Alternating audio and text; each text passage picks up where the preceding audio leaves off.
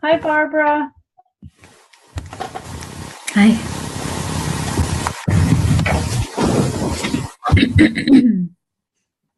So I think we can go ahead and start, yes?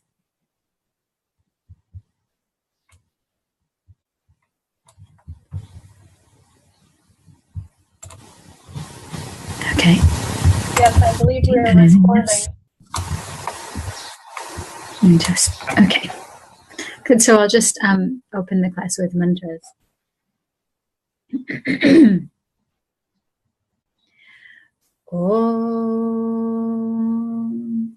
Om Gananam Tva Ganapatim Havamahe Kavim Kavinam Upamashravastamam Jeshtarajam Brahmanam Brahmanaspata Anaha Shunvanutibhi Sidasadanam Vakratunda Mahakaya Surya Koti Samaprabha Nirvignam Kurume Deva Sarvakaryeshu Sarvada Siddhi Buddhi Shakti Sahita Shriman Mahaganadipataye Namo Namaha Nirvignam Kuru.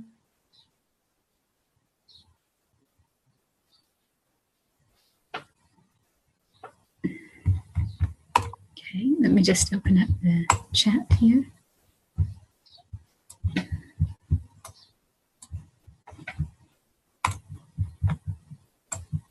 Okay. All right. Before I start, I'm gonna. I think you've started on Dhatus, correct? So I'm gonna continue on with that. Are there any questions before I start that you'd like to ask? We have not received the notes for Rakta Dhatu from our previous class. All right. Well,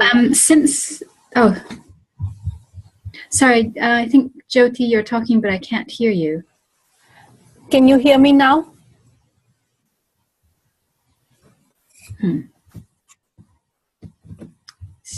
Yeah, you're not muted, but I haven't heard what you've said.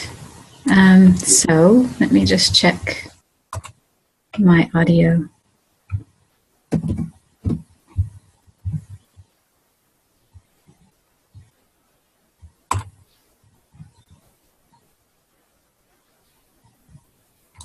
Okay.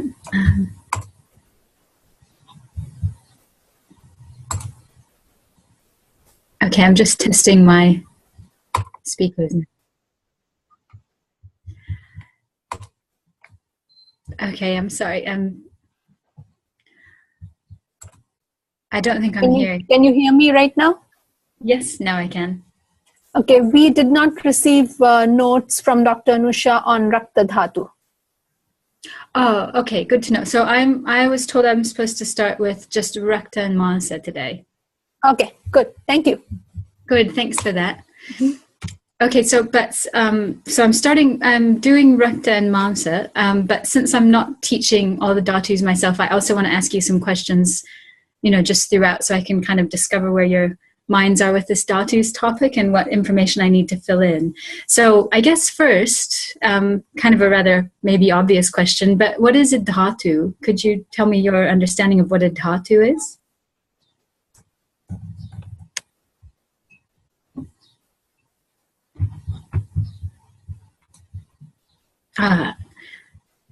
Now I'm seeing these chats. So people are saying tissue.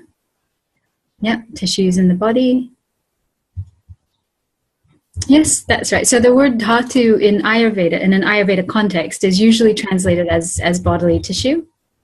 And so dhatus are the material that make up the body. They give the body. It's the material that gives the body bulk and structure. And I'm going to get my whiteboard here because I realized that's quite a good way to present some Sanskrit terms. So the word dhatu comes from the root dha, And I want you to know that root because it's a very productive one, especially with Ayurvedic terms. It gives rise to a lot of different words. And the root dha that makes up so many words, it means to hold or to carry. So the physical function of dhatus is to hold the body and its organs together. They're the constructing, building, supporting material of the body. So, and that comes from this root dha. So from what you know so far about both I think that you're doing some Western anatomy and physiology, correct? So from what you know so far about both the scientific sort of traditions view of the anatomy and physiology view of tissues and the Ayurvedic view of dhatus, can you see any differences yet at this point between the Ayurvedic concept of dhatu and the Western concept of tissues? Is there a difference?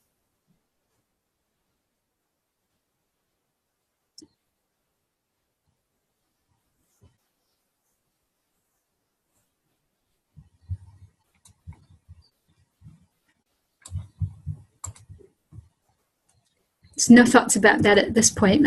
So I want to talk about the difference so that when we think about dhatus, so Kalyani is saying Ayurveda sees them working together. Yeah, so there's a functional integrity that's there, and which is also there, you know, in Western anatomy and physiology. Western separates them out. Yeah, so there's probably more of a continuity in the concept of dhatus in Ayurveda because of the concept of nutrition that's there, although that is there to a certain extent as well in anatomy and physiology, that we see influences, like, for example, hormonal influences of fat tissue on the reproductive system. That's very well known and accepted. But yes, in Ayurveda, probably they're more continuous in one sense, in a different sense of the scheme of dhatu nutrition. So I want to kind of start by talking about the differences so that when we talk about dhatus, we're aware as much as possible of how we might think of them with an Ayurvedic mind, you know, from the perspective of an Ayurvedic worldview. And that way I think we'll be able to integrate the concept better. It will help you clinically to be, you know, an Ayurvedic practitioner instead of just kind of a naturopathic one who also assesses doshas, because there is a distinction there, right? So from the perspective of traditional or village-based Ayurveda and also classical text-based Ayurveda, the scheme of dhatus is discussed as sort of a system of fundamental principles, or like a system that explains broad processes and a bird's eye view of the body's structure. It's not like a comprehensive anatomical and physiological microanalysis of the human body, even though, you know, traditional Ayurveda does show some remarkable insights into those micro processes and the anatomical and physiological relationships that the scientific tradition describes. It was never sort of presented that way. So the dhatus concept is a description of how consciousness is embodied in flesh in 7 related and interdependent levels. So the dhatus concept, I'm just going to repeat that, it's a description of how consciousness is embodied in 7 related and interdependent levels, so 7 ways. So in traditional Ayurveda, you know, person is seen as a phenomenon that spans sort of the subtlest aspect of material nature. And you might remember from your Sankhya classes, if that doesn't seem like just a dream at this point, that the subtlest aspect of material nature is Mahat, universal intelligence or consciousness. That's the first sort of production of Prakriti. And so human beings are seen as sort of a phenomenon that spans from there, you know, to the grossest aspect of material nature, the 5 elements. So living human beings span that whole continuum. And dhatus are at the gross end of that continuum. They only make up a very small percentage of the phenomenon of a living being. But they become quite important in a clinical Ayurvedic practice all the same. But they're a tiny sort of percentage of what we are, you know, according to the Ayurvedic view. So dhatus are the substances that make up the firm aspects of our being. So dhatus are our firmness, the substantial part of us. And dhatus confirm the relationship between spirit or consciousness and flesh. So that dha, that root, has a sense of firmness, of being firm, of something that's stable. So living, functioning tissue is a manifestation of consciousness and flesh combined. And Ayurveda gets this concept from Vedanta, which describes human beings as Chaitana Dhatu, consciousness embodied. So Ayurveda has taken principles from all the six major philosophies of India, and actually uses them in its view of the human body. So that view comes from Vedanta, that idea of consciousness embodied. But in the Ayurveda texts, this concept of Chaitana Dhatu, of embodied consciousness, is spelled out more, so that we can drill down into the details of a person's embodied experience, so that we can interact clinically with specific issues that people have. And Ayurveda calls in Sankhya philosophy to do this, to sort of separate, to drill down on the details of it.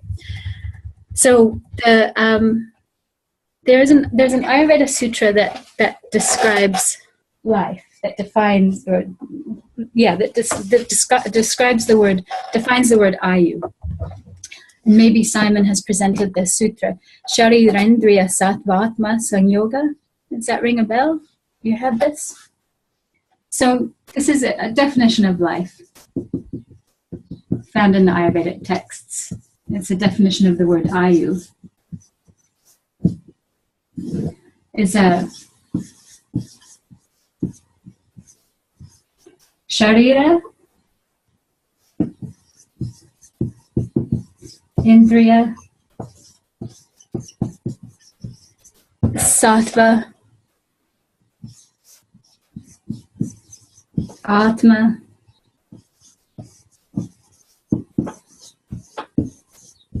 and Sanyoga is the last term in that sutra. Sharirendriya Sattvatma Sanyoga.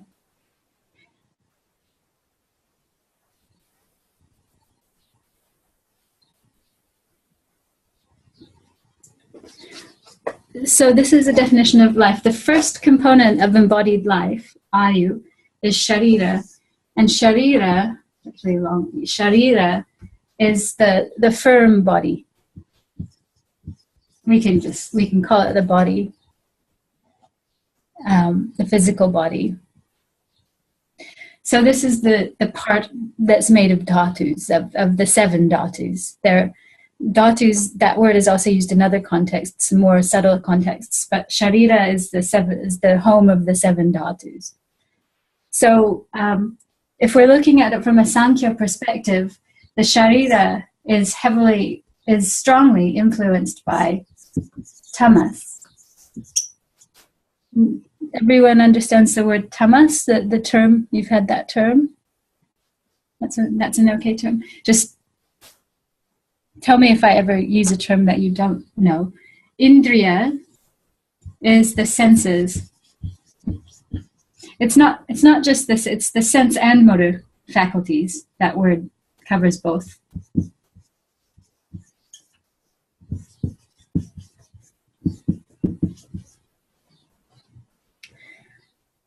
So the sense and motor faculties are considered more rajas and sattva. So so far we've got body, senses. So like I said, dhatus exist in this sharira realm, the predominantly tamasic end of creation. They represent, the grosser end of the perceivable realm. So they're kind of tamasic. But dhatus are, less tamasic. Living dhatus are less tamasic than, say, a rock or a clump of earth, because they have embedded within them the sattvic mind and sense faculties, the sense faculties here, which enable consciousness to become sentient awareness. So these channels of indriya, and sattva is the next, which means mind. Sattva in this context means mind. So you also know it as sattva guna, that hopefully you came across in Sankhya. And sattva is the essence of mind. So one of the names for mind is sattva. So because of... Sorry? Was that a question from somebody that I missed? Okay, I'll leave that. Okay, so because the sharira, because the dhatus have embedded within them these indriya and sattva, these sattvic channels, sort of, which actually move throughout the whole body. And these give dhatus, the firm or gross part of us, a vibrancy and a dynamism. And that word dha also makes another word, dhira, which means both firm and it also means intelligent. We get a certain kind of intelligence from being embodied, from experiencing the particular sort of sentient reality that flesh combined with sense organs and mind can give us. So dhatus are alive and sentient because of their interaction with consciousness channeled through the senses. So, okay, so sattva, mind, and I've said that the mind is inherently sattvic, and anyone who's ever tried to meditate and felt their mind running around might doubt that. But the thing is, mind is inherently sattvic, but it very readily takes on tamasic and rajasic qualities. So, but inherently, sattva is like the mind's prakriti, its constitution, its ideal state, the state at which it functions best and is most itself, can perform its function and its purpose the best. And the last component of life that's defined here is atma. So atma means the self or the soul. So in Sankhya and yoga philosophy, which are very readily taken up by Ayurveda, atma is called the Purusha. And we've also seen Purusha, in Sankhya philosophy. But so Purusha, the self-existent, self-illuminated, real self. We might call it spirit or consciousness, the thing that simultaneously observes and directs creation, but it's beyond sattva, rajas, and tamas. This is the Sankhya view of it and the yogic view. So in the context of a living being, atma is jivatma, the living soul, the individualized soul, and it animates and enlivens the matter that makes up our bodies, our senses, and our minds. And despite all the descriptive I've just used for it, this jivatma or Purusha in reality has only one characteristic, and this is how the Ayurvedic texts talk about it. So they talk about the jivatma that's part of this phenomenon of life, and they say it has one characteristic, and that is witnessing. So, which is probably why Dr. Ludd has described Purusha or the Atma as passive witnessing awareness. So it is the seer, everything else is the seen. It sees all levels of reality, all stages of embodiment, from the subtlest universal intelligence or mahat down to, a blade of grass. This concept comes from Sankhya and yoga. So the last word, sanyoga, you probably know the word yoga means union. Sanyoga means like a dynamic integrity. So these things all operate together in a dynamic, integrated relationship. And all these are also a functional relationship. So so sanyoga is the functional relationship between all these, and that's the definition of ayu. So I want to put dhatus in that context. So dhatus exist on a continuum of experience. I'm repeating myself now, but it's probably useful. From the subtlest realm of prakriti. Prakriti is just matter, energy, space, and time, right? Down to the grossest realm of prakriti, of matter, energy, space, time, the five elements. So Megan is asking, this is the higher self, not the ego self, right? Yeah, that's so. The Atma is the higher self, and the ahankara is the ego self. So ahankara, aham is I, and kara is maker. So yeah, that's right. Megan. I'll leave it at that for now. So dhatus are congealed consciousness. And that root dha, which means to hold or support, it's also related to words that describe mind and describe mental states, like dhi, which means intelligence, and dhriti, which means consciousness or awareness, and dharana, which means concentration, and dhyana, meditation. All those words share the same root with dhatu because dhatus are congealed consciousness. So because the body is consciousness embodied, consciousness congealed, chaitana dhatu, the 7 dhatus are considered to be the places where consciousness or and personality crystallize in the form of flesh. So both the atma and the ahankara, both the higher self and the personality, congeal. Those are 2 quite subtle things, and both of them congeal in flesh in the form of the dhatus. So how do we maintain that crystallization of consciousness into flesh? We maintain it by food. The food we eat pulls energy and awareness and attention into the dhatus and solidifies them so that that food reinforces the confirmation between body and spirit. The coming together of body and spirit is confirmed, is reinforced by food. Hence, if in the ancient or the classical Ayurveda text, Charaka Samhita says that the body arises from food. And one of the names for the physical body is Annamaya Kosha. Anna is food, Maya made of, Kosha is the sheath. So the Annamaya Kosha is the sheath that's made of food. That's our dhatu body, our physical body, or our sharira.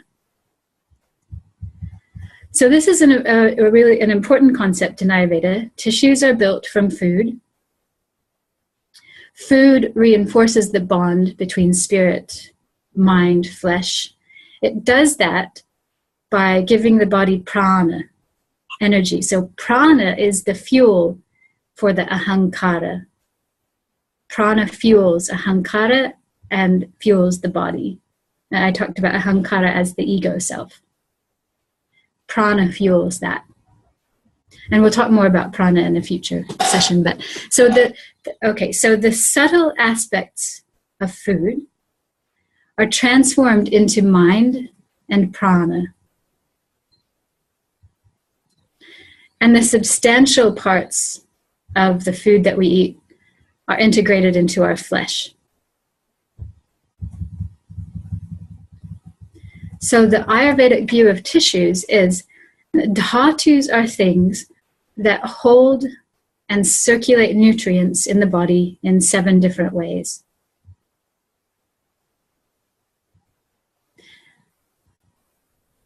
Dhatus are the holders and circulators of nutrients.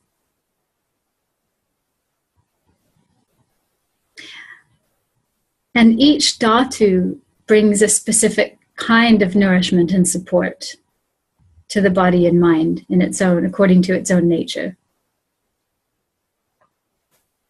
So for example, rasa, you've already had on some instruction on rasa.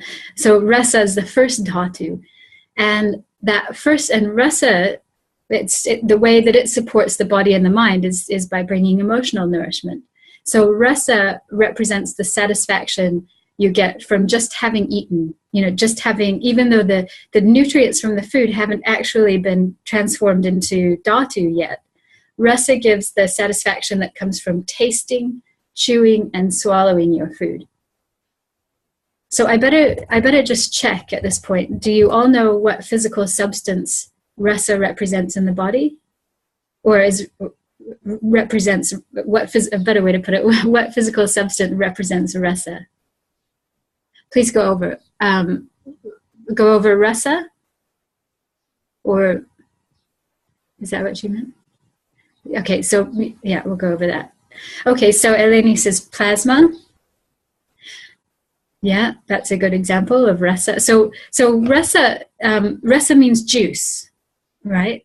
So think of any juice in the body. So saliva, yeah, specific, all liquids in the body. Yeah, so all the juice of the body. So let's think of examples. We've had the example of plasma. Plasma is the liquid, the liquid that carries red blood cells. And enzymes, I would say that rasa is not the enzymes, but rasa is the carrier of enzymes. It makes it possible for enzymes to be in a liquid medium where they can actually work in the body. Megan says lymph. Yes, lymph. Any other examples people can think of?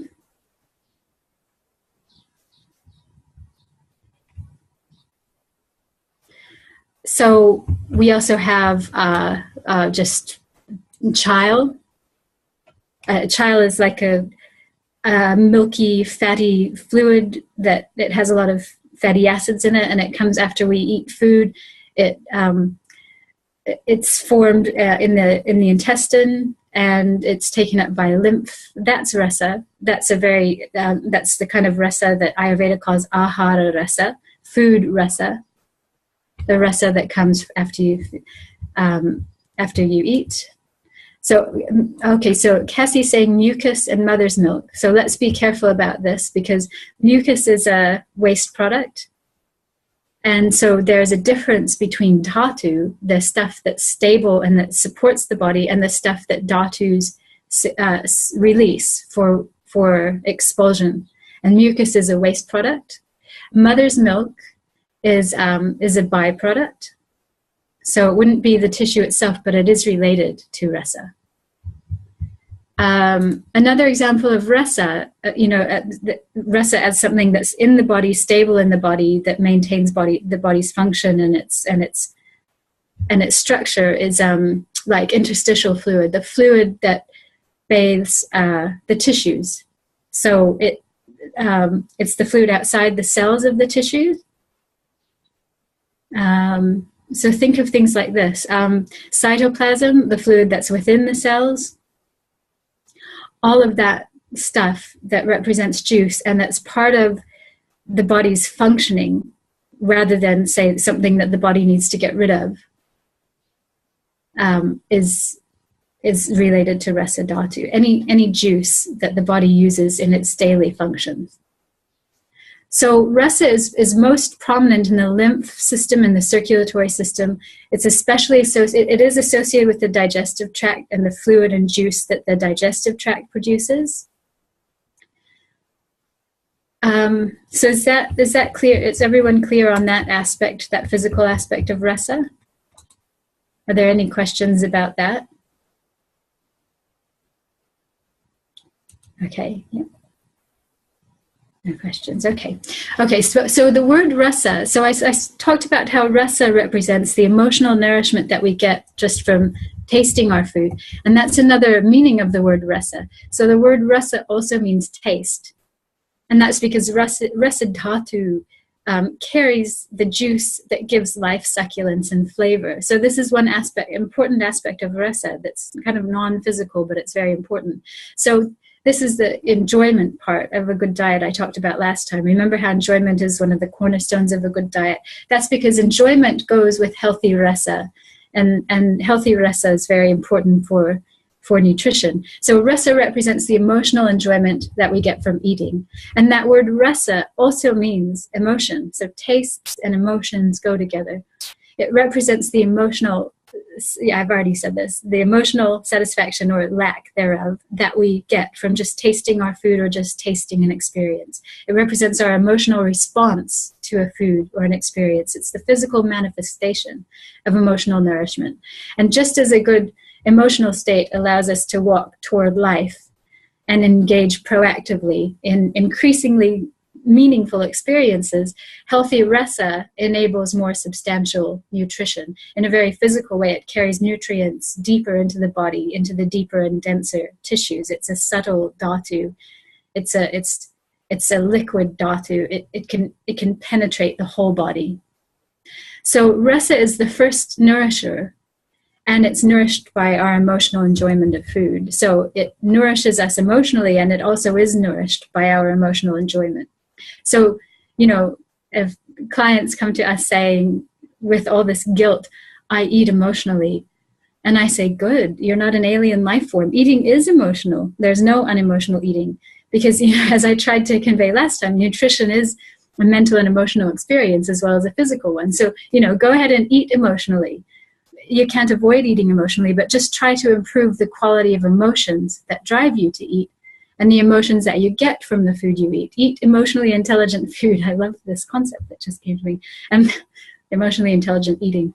But, and when there's emotional disturbance when we're eating, you can bet that we'll get rasa problems, skin issues, you know, like one thing that you quite often see when people eat, when they have emotional stress or a disturbance, you know, in the family dynamic or something, you get this itching, idiopathic itching, lymph congestion, these kinds of things. And you get rasa things kind of first often.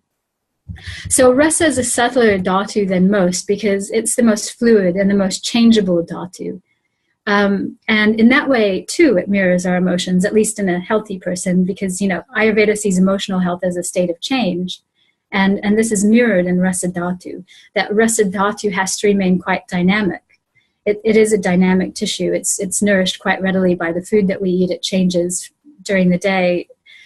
But, you know, a healthy, you know, in Ayurvedic terms, a healthy emotional state isn't just happy or positive. A healthy emotional state is one that's responsive, one that continually gives information about what's going on in our lives. In the same way that rasa holds tastes. Tastes are emotional information to the body, right?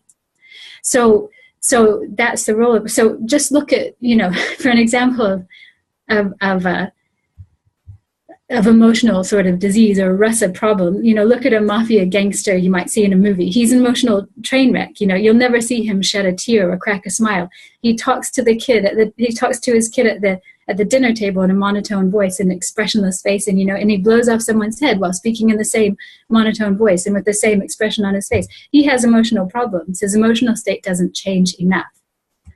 And we can see this kind of thing. I'm sorry, that's a really extreme example, but this is a picture of congested rasa. And congested rasa is seen with stuck emotions and a heavy diet. Those things go together. And, you know, on the other hand, if emotions are just all over the place, you know, that's another kind of lack of responsiveness, because we're wheel spinning too much to be present with what's happening in a way that we can, you know, socialize anyway, and in a way that we can be of service, you know, to people. So we're, you know, too much in our own heads. So rasa expresses that balance, that the changeability of life.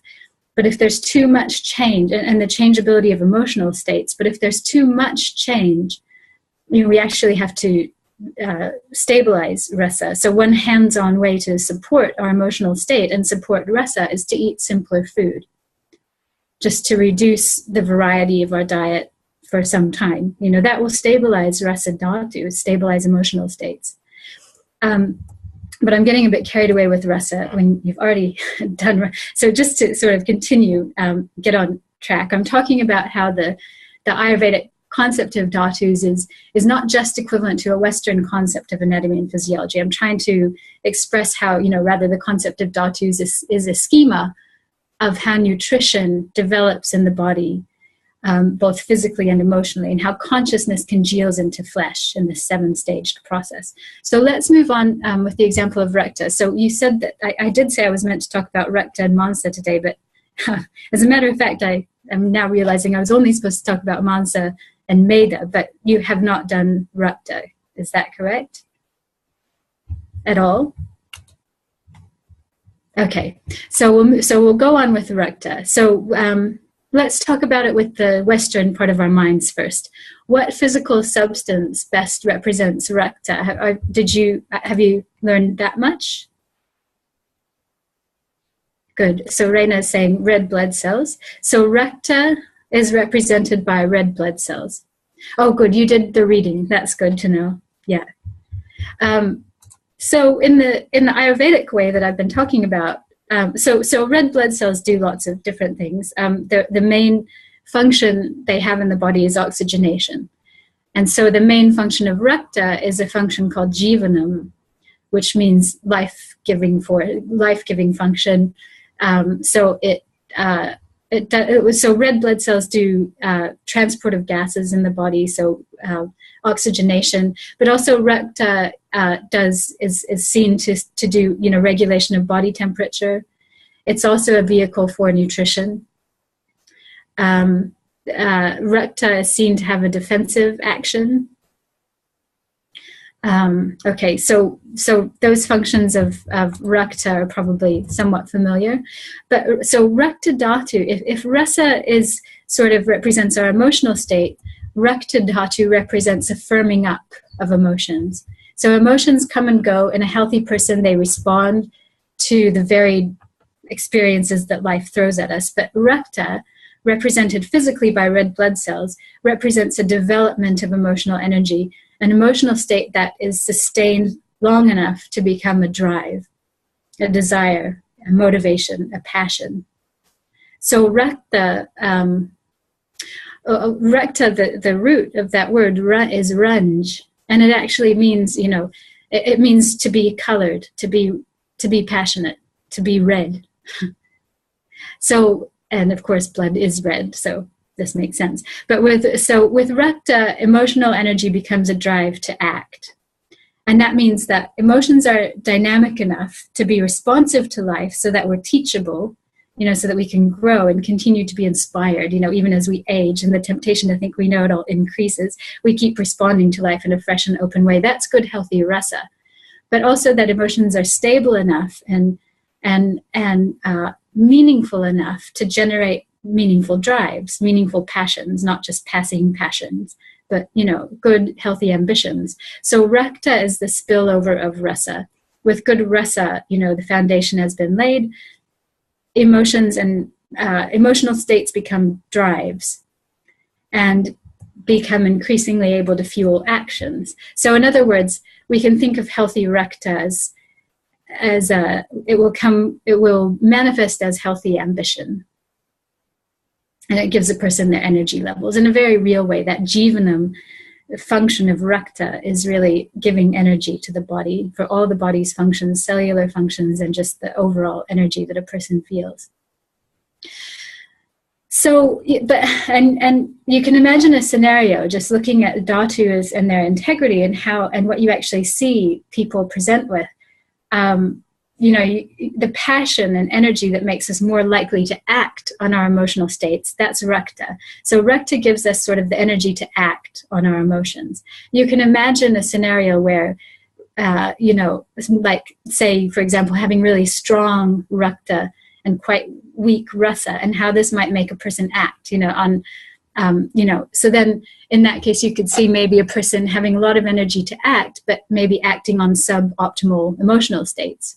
For example, to act on anger or to act or to whine a lot or something. So Rakta energizes and catalyzes the emotional states that Rasa is expressing. So my point is, so we can see when dhatus are well nourished, the mind and a person's whole personality becomes more stable. Can we be stable without having perfect dhatus? Yes. Because there's also an aspect of ourselves that doesn't change as our tissues change, that isn't transformed by the tissue processing that goes on constantly. So that part of us is our witnessing self, right? The more real that witnessing self is to us in our daily lives, the less influenced we are by the body and its changing, always changing time-based states. Because sometimes we can't actually change the things that have happened or that are happening to our dhatus. And although, nothing is permanent, the dhatus, being at the tamasic end of the spectrum, are involved with the part of creation that passes away most quickly, relatively quickly compared to the rest. So that's why, meditation is important. Meditation is dhyana, a word that, remember, shares the root, dha with dhatu. Meditation gives a different kind of stability. It gives us firmness that outlasts the body dhatu's firmness. It gives us a place to stand, even as the tamasic dhatu body inevitably deteriorates and decays, and it decays a lot faster. So meditation stabilizes the self the real self, you know, that stands firm even when the body falls down. So Dha is important in that way. Even a different kind of Dha is important. But back to Dhatus. So Dhatus represent the process of person making.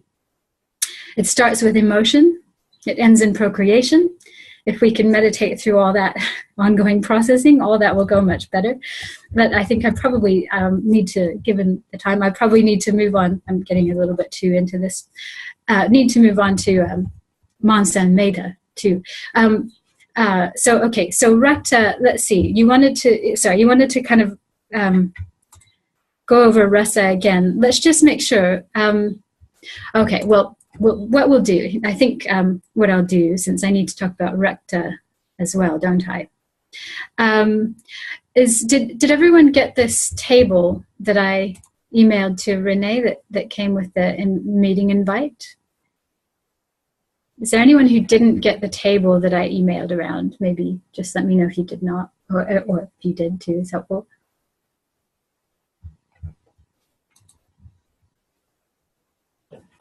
So I did this little worksheet for you. So Eleni, I didn't see it. Okay. So what I've done is I've done a table with, you know, just rows and columns, and I'll tell you what the headings are, Eleni.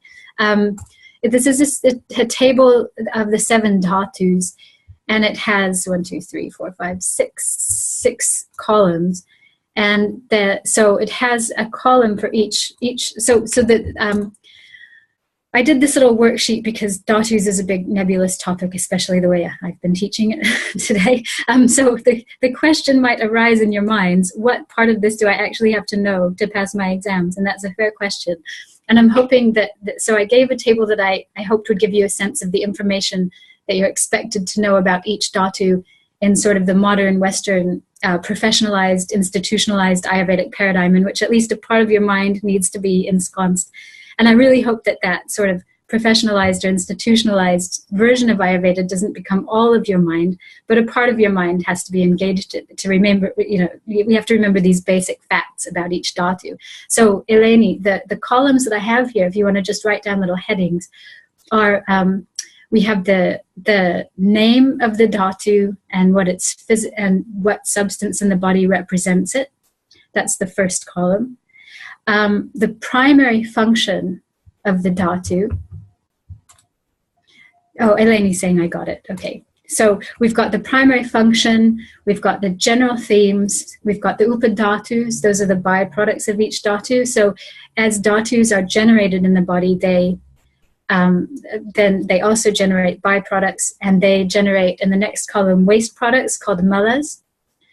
And so this is, I thought, and then I did a second page as well, which we'll talk about next time, and that's more about dhatu processing, the theory of how dhatus are generated in the body, how they're produced and how they're maintained in the body. So we'll talk about that next time. I think if we try to do both tables this time, it will be too much. And then we have the last column, signs of dhatu sara. So that's another concept that I'll talk about in terms of dhatus. How can we look, what are some of the signs you can see clinically, just some of the most important ones, to know whether a dhatu is healthy. So we'll do some of this table, at least we'll try and do rasa, rakta, mamsa, and medha of this table today. Would you like to review rasa by going through it on this table together? This way I can make sure you've got all the basic information you need, or do you want to just, okay, so Raina's saying I got 2 attachments, but they both look the same. I'm not really sure why, but as long as they're the same, you just use one of them. So yes, so going through rasa is good for everyone? Okay. All right, so we'll just do that quickly, give an example, if nothing else, of how to use this table. So we have dhatu name is rasa. Everyone's clear on that, right? And what does rasa, what substance in the body represents rasa? You can put, most generally, it's just the bodily juice. So the juices and liquids of the body. We've got, with the function part, this is quite a specific thing. I have the, so the function, you know, if you're sort of tested on this, the function it will be assumed that you know one Sanskrit word to describe the functions, and you need to know what that Sanskrit word means as well. So the function of rasa, does anyone know the word that describes its function, the Sanskrit word? It describes the main function of rasa? Prinana, yep. So everyone's clear on prinana, and prinana means what? Nourishment, yeah. So the function of rasa is nutrition, prinanam. Some secondary things, immunity. Rasa is associated with a person's overall immunity in the Ayurvedic paradigm. Also things like affection. So general theme, have you, from what I described about rasa in this class, did you pick up a general theme?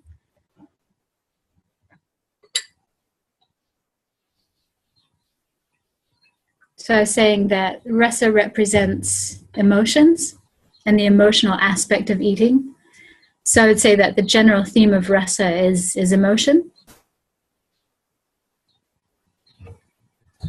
So does everyone know what the term upadhatu means?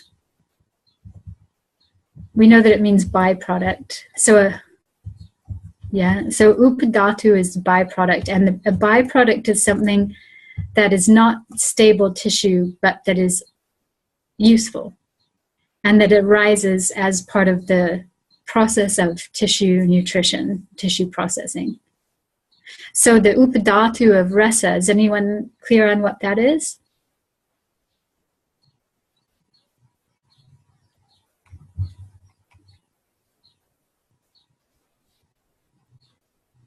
So the upadhatus of rasa are menstruation, lactation,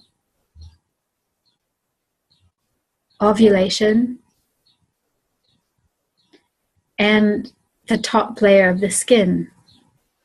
So these are things that are related to rasa in terms of they're considered to be a byproduct. So the mala, does anyone know what a mala is? Can anyone say? Kalyani, I think you're talking, but you're muted. I can't unmute you. But I think you can unmute yourself. Jyoti saying sweat, urine, and feces. Yes, so those are the maha malas, the general malas of the whole body are sweat, urine, and feces. Each dhatu also has a mala.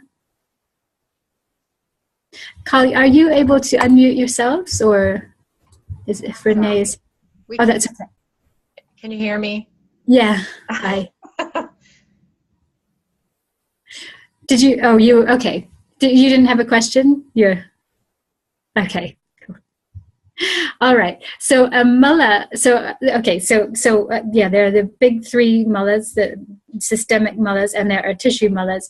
So a mullah, the definition of a mullah is something that is useful. A waste product is something that is useful only if it continues to move out of the body. So mullahs have use. They actually serve a function. They bring things. They carry things out of the body. That's their function. But so mullahs are defined as the things that are useful as long as they keep moving out. And when they stop moving out, they become pathological if they don't move out fully or properly. So the mala of rasa is considered is kapha. So isn't that interesting? Have you heard this concept of dosha as waste product? Is that a familiar concept yet? So we tend to learn doshas first as functional things in the body, things that maintain the body's physiology. They are also waste products. So this is an important view of doshas, that for a dosha to be healthy, it has to keep moving out of the body. Its energy can't stick around. It is doshas are malas. So kapha is the specific mala of rasa. Rasa is kind of a kapha-y type dhatu. And it creates more kapha in the body if it's not processing, and if processing is not optimal, kapha will increase during the process of rasa generation. And we can see that easily because the thing that nourishes rasa is the food that we eat. You know, it's the first line there. And food, the first thing that it does is increase kapha. So that has to keep moving up. Okay, so signs of rasa dhatu sara. Does anyone, and can anyone give any signs of, so sara means perfection, or it means essence. So signs that rasa is functioning according to its essence, its essential nature. Can anyone give me any signs of dhatu, of rasa dhatu sara? Okay, clear perception, clarity, faith is what we're saying. Megan is saying love and trust, emotional stability. Good, good. Okay, so, and some physical ones as well. The top layer of the skin is the upadhatu, is one of the upadhatus of rasa. So look at the skin, soft, clear skin, healthy looking skin, good immunity. And yeah, that's probably the primary one. We can also look at, you can do, query about menstruation, ovulation. You can find these out, but they also relate to other dhatus. So it's hard to assess rasa directly by looking at sort of menstrual issues and things like that. Although you can see it, use it as confluence, use it to confirm things. But so also good. Healthy tastes, healthy cravings for good, healthy foods. When a person has a taste for a good diet, that tends to show that rasa is healthy. And as Raina is saying, a good emotional state, a positive, responsive, constructive emotional state. Okay, so is this exercise going through this table is this helpful to people? Because this is the stuff. Okay, so I'm getting one yes. Okay, good. So at least this will get us all on the same page with definitely the details information that you need to know. So Raina's saying, sorry, you missed the waste product. The waste product of rasa is kapha. Oh, the mala is the waste product. Okay, cool. You got it, Raina. Good. Okay. So let's move on to recta. So recta, so the first column, the dhatu name and the physical presentation of dhatu. For recta, it's red blood cells, RBCs. The function of recta, this Sanskrit word, which is still widely used to describe the function of recta, is jivanam.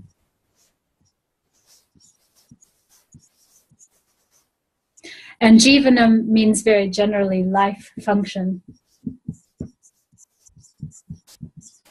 Sometimes it's translated as oxygenation.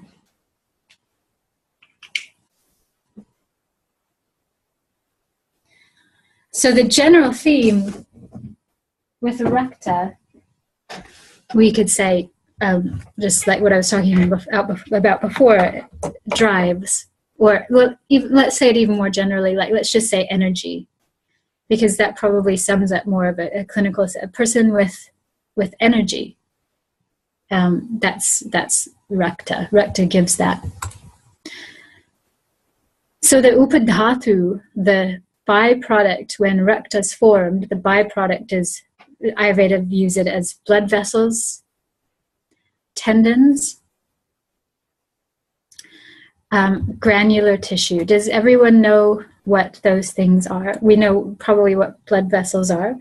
Tendons, especially like the tendinous parts of muscles. So, okay, granular tissue. Granular tissue is a type of connective tissue, and it's a type of connective tissue that forms when there's a wound. So it's this red, it's like a grainy sort of tissue that it has tiny blood vessels in it, and it forms over healing wounds. It's not quite the same as scar tissue. It's the soft sort of tissue that arises to fill in spaces just when the wound is healing. So it grows from the base of the wound and it fills up the wound, and then and I suppose that it must be granulation tissue that turns into scar tissue, but scar tissue is kind of a different part of the process. I think I'm explaining that correctly, but granular tissue is the thing that does the initial healing of the wound in any case. So the waste product, the mala of rakta, is pitta.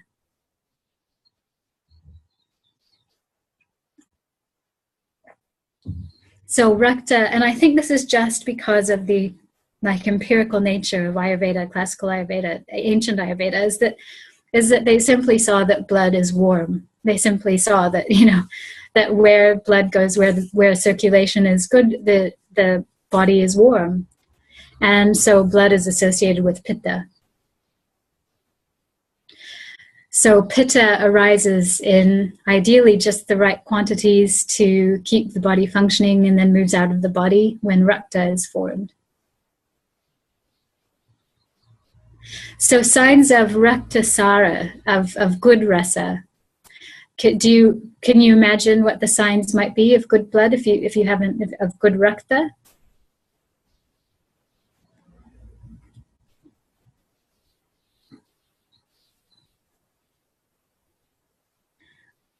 Optimal mental state, yeah. Particularly sort of a person who has good drives, good ambition, who wants to actually do something. Jyoti saying healthy pink skin, yeah. Healthy organs, body organs. So how are we going to assess healthy organs and body organs? You have to, you can't sort of look at a person and go, oh, that person has healthy organs. But so signs of specifically healthy rakta. But Reina, you're right. I don't mean to say you're wrong. I'm just saying, how are you going to know that? Through oxygenation, yeah. So clarity, yeah, good. Okay, good. So, yeah, abundant flow. So good circulation, warmth. So we're looking specifically at really good ways to assess rasa is through parts of the body that you can see blood flow. So let's look at, reddish tone to the lips, to the ears. You can see kind of in the nose, in the inner eyelid, you check the inside of the eyelids, nails, good color in the face. Make sure the color you're seeing isn't broken capillaries. As in student clinics, sometimes students would be saying, oh, someone is raktasara because their face looks very red. And you have to point out that actually that redness is broken capillaries. So I'm just something that always goes in my mind when I'm thinking about raktasara. Vitality, enthusiasm, passion, healthy ambition, proactive engagement. The Ayurveda texts say that raktasara people don't like hard physical work, but they like to do that mental work. They can work mentally without fatigue. So I don't know. Maybe because blood being warm is considered a predominantly pitta type dhatu. So they're looking at pitta, good healthy pitta qualities will signify good healthy rakta, vice versa. Any questions about rakta?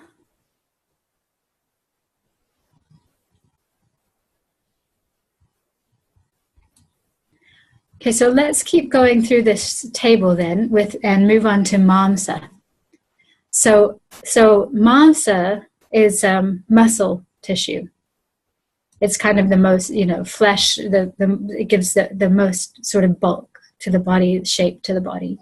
So as for the consciousness congealed concept, we can look at Mamsa in the progression of things, with rasa, emotional satisfaction, with rakta, enthusiasm to do things, and with mansa, just in a really straightforward way, the ability to put it into action. So in a sort of metaphysical assessment of a person, you look at rasa and rakta as symbolizing more states of being, and mansa as about doing. Muscles give us the ability to take action rather than just think about it. Clinically, we can see this. Muscle tissue is just, in the dumbest, simplest, most common sense way, related to the activities that someone does. So mansa, in the first column, we have mansa is represented by muscle tissue. The function of mansa is lepanam. I might just chat with you, lepanam. Spelled like that, lepanam. Lepanam means plastering. So lepana is the function of muscle where muscle gives form to the body and creates the shape of the body. It plasters the skeleton. It creates, it makes up the walls of the visceral organs. But so those are part of its lepanam function. But that plastering also, so that plastering enables movement, because the muscles plaster the skeleton and that pull on the bones to work together with bones to make movement possible. Support, strength, protection, also heat production. Muscles contribute to heat production and circulation. So those are all sort of under the functions of mansa, lepanam. So the general theme is actions, the actions that someone takes and their activity levels. Hi. So the upadhatu of mansa is a subcutaneous fat. Subcutaneous fat, does everyone know what subcutaneous fat is? Or is that? So subcutaneous fat is just, subcutaneous just means under the skin. So the fatty tissue that lies directly under the skin layers. And it has fat, it's a fat tissue, but it also has a lot of blood vessels. And so it supplies the skin with oxygen, and it also has nerves. It's innervated. So it acts as a protector for the skin, subcutaneous fat, and it helps to cushion, skin against trauma. And it also, just like all fat, it stores energy. So that's one of the upadhatus of mansa, subcutaneous fat. And then the other upadhatu identified by Ayurveda is the 6 layers of skin. So from what I recall from my Western anatomy and physiology book, I think skin has 3 layers, and there's probably sub-layers within those. But the Ayurvedic, in Charaka Samhita, Charaka describes 6 layers of the skin. He has names for 2 of them. And Sushruta, another Ayurvedic author, describes 7 layers of skin and gives names to all of those and different qualities to each of those. But just know that those 6 layers of skin, that concept in Ayurveda, is related to Mansa Dhatu. So the waste product, the mala of Mansa, earwax, nasal crest, smegma. Not my favorite word in the English language, that one, but it's something about it. So is everyone clear on those terms and that? As for the why, these are I'm not totally sure. There might be a reason from an anatomical physiological view. I'm not sure what the reason is, why these are malas of the different dhatus, and in some cases I'm not exactly sure.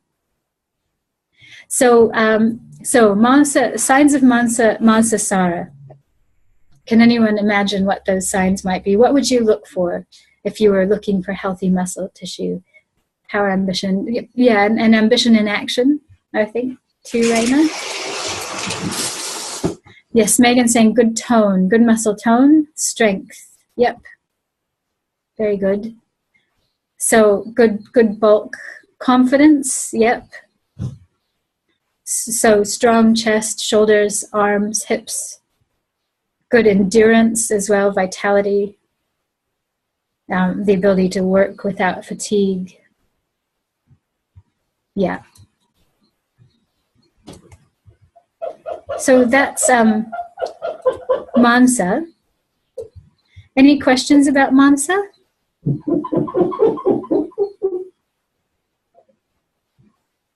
Okay. Okay, so let's move to Medha. That's a bit noisy. So with Medha, so does anyone know what Medha, what dhatu, what substance represents Medha in the body? Fat. Yes, so Medha is fat tissue, adipose tissue. So you can think about this in the sort of the metaphysical paradigm that I've started. You know, if we think of the good actions that we do related to Mamsa dhatu, our good actions generate capital. They generate good credit, right? They build up, well, good credit, we could say. And if you take the right action, what happens is that you build up the blessings of the people around you. So good muscle tissue in that way leads to, you know, good fat tissue, because fat tissue is a storage. Fat is a storage of your credits, of your action, your previous actions. So, okay, so fat tissue, it's represented by all forms of fat, cholesterol, triglycerides, all kinds of fat. So the one word, Sanskrit word function for Medha, snehanam. So snehanam means lubrication. But it's interesting, I always think that your snehans are also your relations. And snehanam represents unconditional love or bonded, supportive relationships. Your snehins are your family. So I always think of that there's a relationship there, like the people that you could call in the middle of the night, you know, and they'd be there for you. Those are your snehins. So fat has this fat tissue. There's this sense of unconditional love, unconditional support that's there. So the function, so snehanam means that. So lubrication is the primary function. Fat tissue also, of course, insulates. It stores energy. It stores nutrition. Provides fuel that can be used by the body.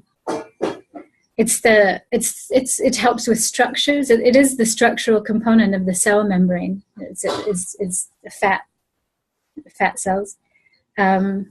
Also, there's, you know, a relationship of hormones that are actually synthesized in fat tissue. So fat tissue gives bulk to the limbs. It also protects organs. It holds organs in place. So all these are functions of snehanam. So the general theme with Medha would be, let's say, would be bonded, loving relationships. Fat tissue also signifies conservation of ideas, of ways of being, of tradition. So you can see cultural views of fat are really interesting, because cultures which have, you know, a fear of fat or kind of worship the skinny tend to be cultures that are in a phase of breaking away from old traditions. Think of like, you know, anorexia, fear of fat, as an unhelpful way of rejecting, you know, family or social nourishment, or rejecting a tradition. You know, whereas in sort of older cultures, where you could say, like in developing countries where say starvation is a very visible reality, fat tissue is a very attractive sign. So there are a lot of cultural ideas that come into that. But so there are lots of themes with Medha, but the let's just say bonded, kind of familial relationships. The upadhatu of Medha is smooth muscle tissue. So does everyone know what smooth muscle tissue is? So there are three basic types of muscle tissue in the body. There's skeletal muscle, which attaches to bones and stabilizes joints. there's smooth muscle, the smooth muscle, and there's cardiac muscle, which is found only in the heart. There's smooth muscle, which we find in the walls of hollow organs. And these smooth muscles are innervative. They have nerves in them, and they work automatically. They're what's the word? Involuntary. So there are things like smooth muscles are in your intestines. They contract the intestines to push food through your body. They're in your bladder wall to help you, to help you expel urine from your body. They're in a woman's uterus to help push babies out. So the pupils of the eye, that smooth muscles, they contract when light shines on. So somehow this is the upadhatu of Medha, of fat tissue. And the mala of Medha is sweat. So that's one of the big 3 mulas related to. So what do you imagine would be some of the signs of Medha Sara?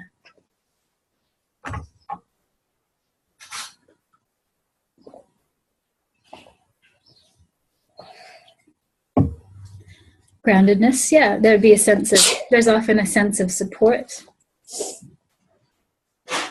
Jyoti, good relationships, yeah. Supportive relationships based on some unconditional stuff. I mean, we can see, yeah, anyway, well, that's a good theme. What are some of the physical things, too, that you'd look for?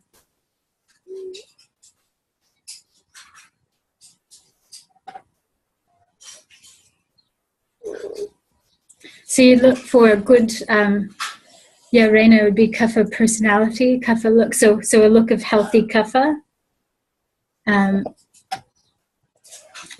So healthy kapha often has like a good. So let's look at just the tissue. Good body shape, bulk. Enough bulk. The Ayurveda texts describe lots of things about Medha. I think partly some of this is cultural.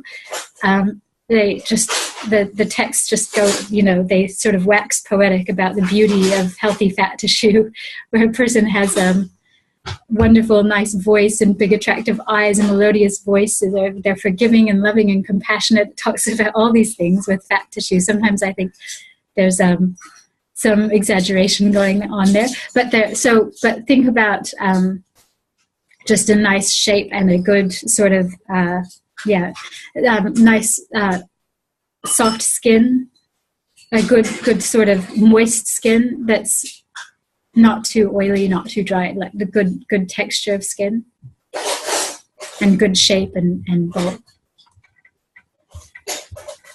So there are lots of different more sort of specific ways of measuring whether there's a proper amount of fat in the body. That would be, based on an individual, and also based on a person's constitution and how imbalanced they are with their fundamental prakriti.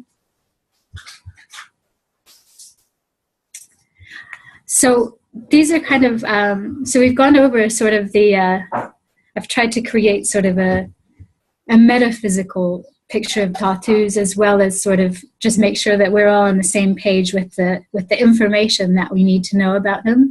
And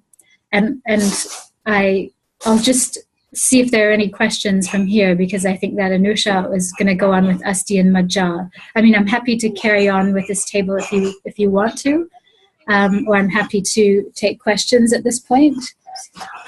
Reina saying yes, please. What would be the most helpful thing? Carry on with the table.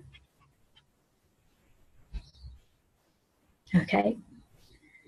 All right. So we'll just carry on with the table, because I suppose that way she may not use the table, but also you'll have the information that you need, and you'll have a good basis for going deeper, asking some questions, and yeah, at least it will be complete.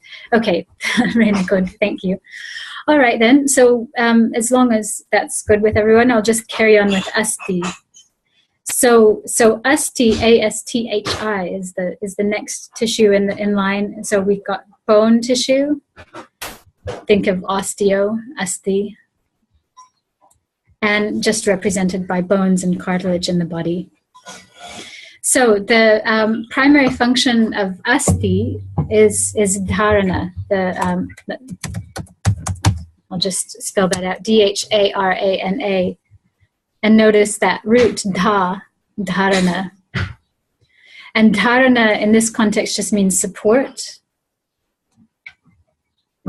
So holding.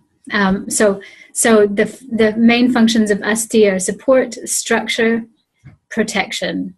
So bone tissue protects vital organs.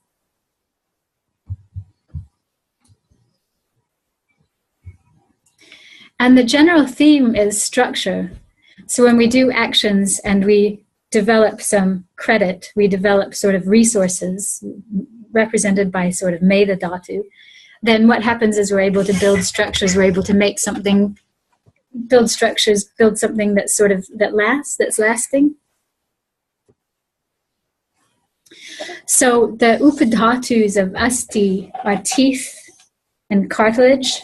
Sorry, I think before I said that asti represents bone and cartilage in the body, but I should have been more precise that because cartilage is an upadhatu. And mala, the waste product of bone tissue, is seen to be hair and nails.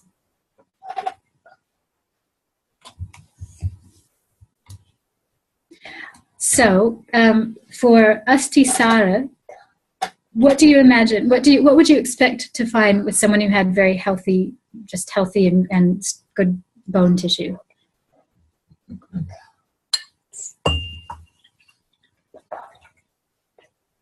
Good posture, yeah, good.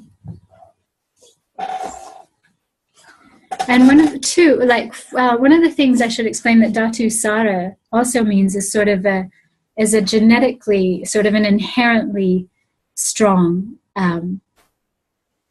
presentation of a particular. So often people are born with particularly strong tissues. And so some of these signs of Dhatu Sara are manifestation, are things that you see when a person is sort of a genetic or a constitutional sort of strength. So Kalyani is saying healthy teeth, nails, and hair. Yep, good. Reina is saying healthy teeth. Yeah. Healthy organs, again, Reina, just that you have to be able to assess that as well. So it's hard to sort of see, or there are different assessment measures, but yeah, so healthy teeth. Yeah, so healthy teeth is a good one that you can see and you ask about. Okay, I see what you're saying, Reina. Yeah. Also look for a strong, prominent jawbone.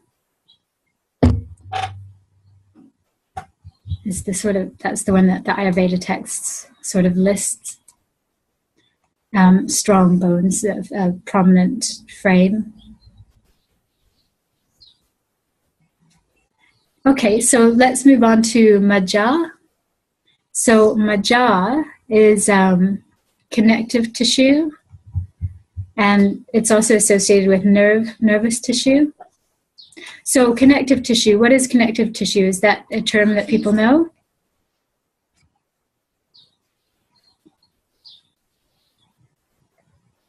Okay, so connective tissue is just quite a general tissue that supports. It's a supportive tissue that it's throughout the body, and it just supports organs. It holds organs. It's like a strong, stretchy tissue that supports organs and joints, places where bones come together as well. And that granulation tissue that I talked about before is a type of connective tissue, so it can be quite transient, like as tissue that can be formed when needed as well. So, and also nervous tissue is Majja, it comes under Majja. So the function of Majja is Puranam. And Puranam is a word that means to fill the space. Which is why you'll also find Majja described as marrow, the tissue that's inside bones. So Majja in Ayurveda, it refers to quite a few things. So Puranam, filling space, that's a function of Majja, is to fill the space. It's associated with also functions like sensation and learning, communication, memory, things like this. So the general theme of Majja is direction. Having direction, knowing where you're headed, having a specific thing that you're aiming for, and that comes from discernment. So direction and discernment are two big themes of Majja. Majja is a tissue that is said to be giving us quite a lot of information all the time. We get information when someone throughout our whole body. Our whole body is sort of a reservoir of information and sensation, and that's the function of Majja. So the byproduct are lacrimal secretions, tears.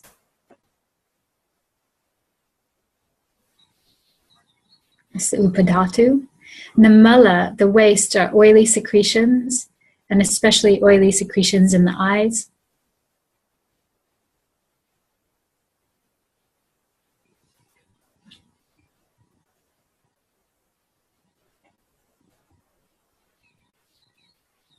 So some of the signs of healthy Majja Dhatu, of Majja Sara: intelligence, bright eyes, clear eyes, looking directly at sort of a mental state, good responsiveness,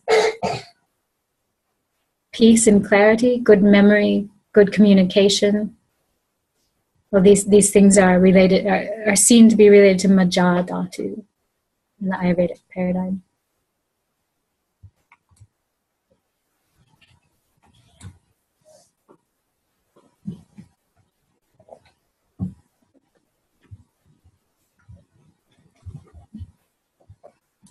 Okay, and then any questions about that?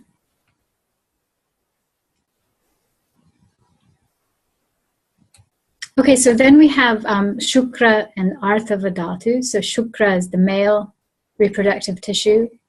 Sometimes female reproductive tissue is also called Shukra. That's also, usually that's specifically when it relates to secretions. But Arthava is the name generally given to female reproductive tissue. So Shukra and Arthava are the names for the last tissue, and they're represented by reproductive tissue in the body. So the function of Shukra and Arthava is prajanam. Prajanam means reproduction. They have another,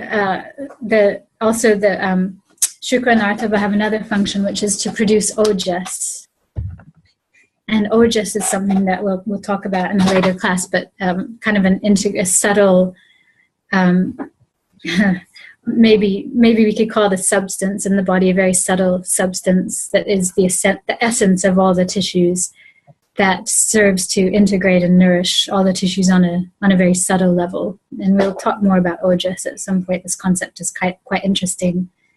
In clinical Ayurveda, it becomes quite interesting. And then another function of Shukra and Arthava is emotional release.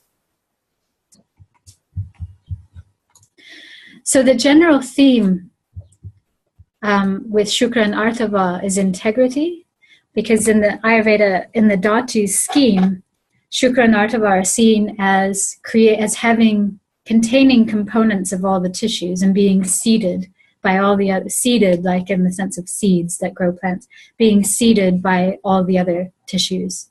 So they represent a certain integrity of the body, but there's also an integrity in the way that, it's seen to express that when people sort of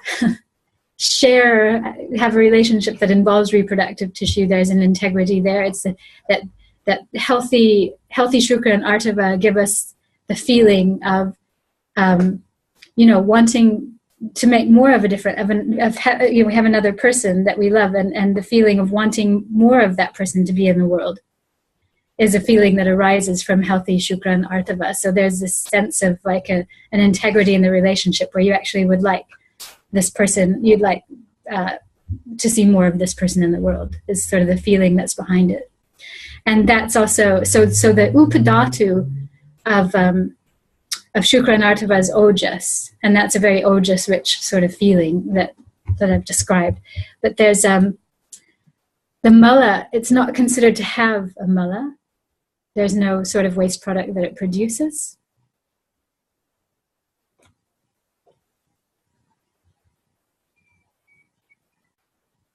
Some of the signs of Shukra Artava Sara are strong sexual energy and also integrity in relationships, good relationship skills, the ability to have a bonded relationship. They talk about the texts talk about a cheerfulness and a gentleness that's there with Shukra Artava Sara. Beautiful eyes. Fertility is one more obvious. So we would look for things like also a healthy menstrual cycle for women and signs of hormonal balance. So that also relates to other tissues. Quite a complicated thing but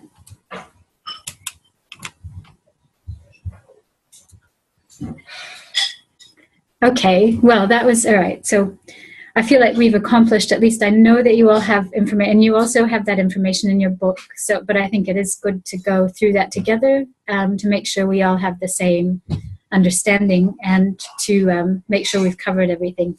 So Dhatus, from a clinical perspective, Dhatus represent what Ayurveda calls sahaja. I'll write that word here. Sahaja means inherent strength that a person is born with. So dhatus are seen as the substances that stand up to the onslaught of doshas. So dhatus give us our ability to stand up to doshas. Dhatus and dhatus are intimately related with Agni, because there's Agni in every dhatu that maintains its proper functioning. So one of the other words for dhatu is dushya. Dushya means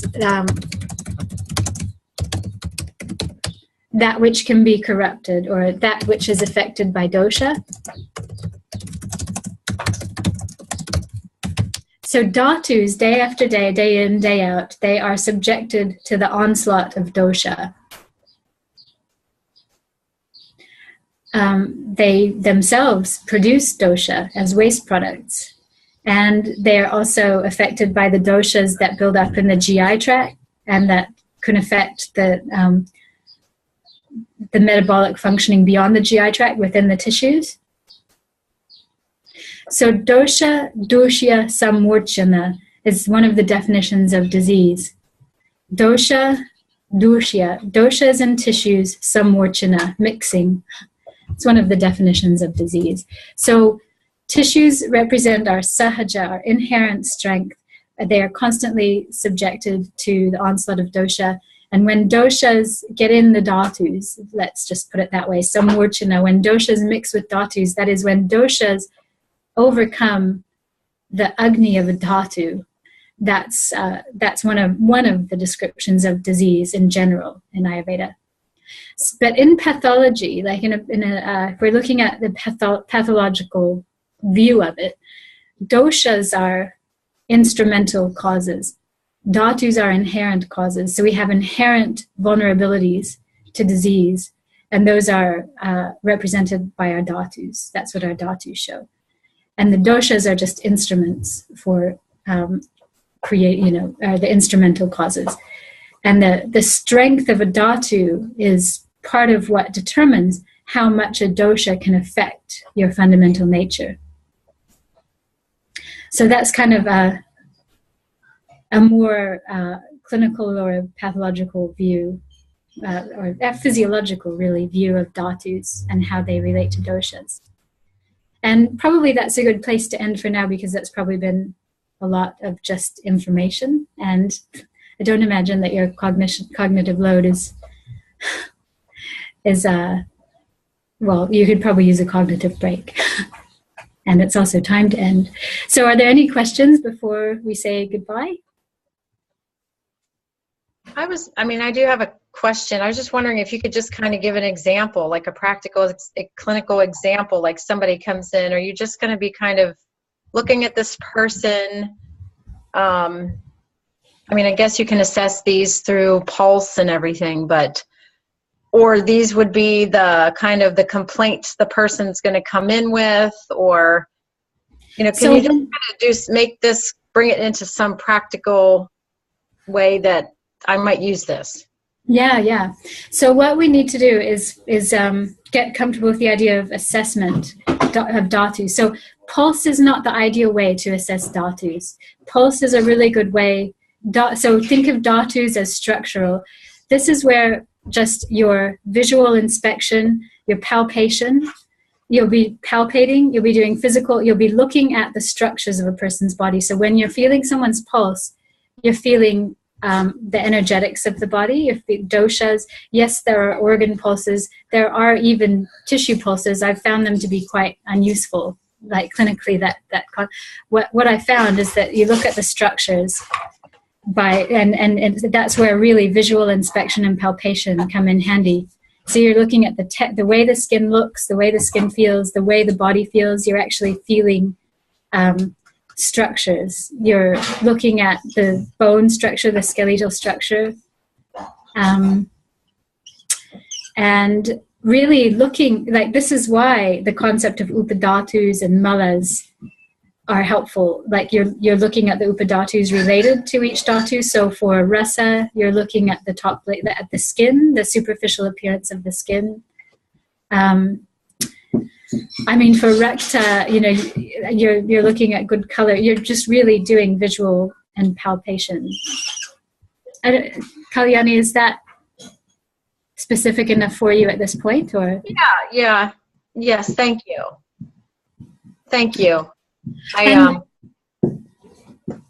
I understand that it's more of a visual thing that they're gonna, or they might tell you of a complaint, like a rat or something. But yeah, and there are, you might see family history things as well.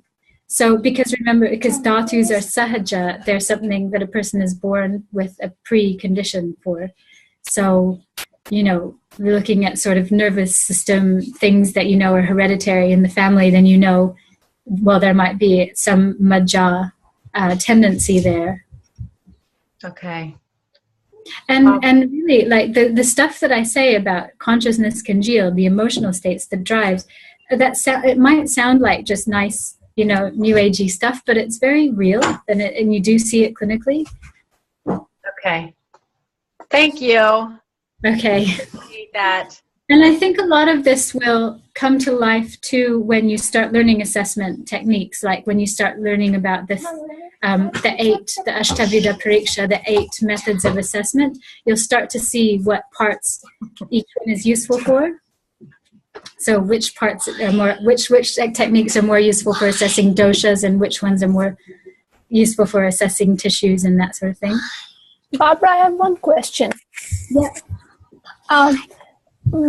So when you talk about dhatus being inherent, and then the first dhatu rasa being emotional balance, and it's related to emotions. So is it appropriate to interpret that even emotions are passing through from previous experiences into the development of dhatus in this life? I would think definitely, Jyoti, because there's a lot of, there's always been that concept in Ayurveda, because the concept of reincarnation and our emotional links to people that we know now are, go beyond this particular life. There's that concept in Ayurveda, but also from the scientific tradition now, it's becoming very clear that our early experiences in our relationship, attachment issues with our mothers, that these and the kinds of traumas that we experience in early childhood are very, very active in determining our chronic emotional state later on. It's of course it's changeable, but there are very strong patterns that are laid down in early life. And I mean, they just affect the way that the brain develops, the way that the hypothalamus scans the environment and what people perceive as stress. And so, I mean, we can definitely see rasa as an inherited sort of, in that sense, you know, inherited meaning even just what happened, you know, in your childhood, in that sense. Thank you. Is that helpful? Or? Okay. Yes, it is. Okay, is there anything else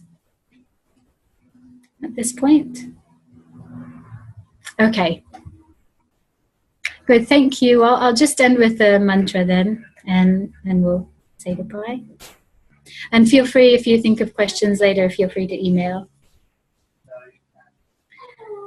Om Devi Sureshwari Bhagavati Gange Tribhuvanatarini Taralatarange Shankaramoli Viharini Vimale Mama Matirastam Tava Padakamale Bhagirati Sukadayini Matas Tava Jala Mahima Nikame Kyata Nahan Jane Tava Mahimanam Trahi Kripa Mahimama Jnanam. Thanks, everyone. Thanks for hanging in there with this topic. Okay, see you next time. Bye.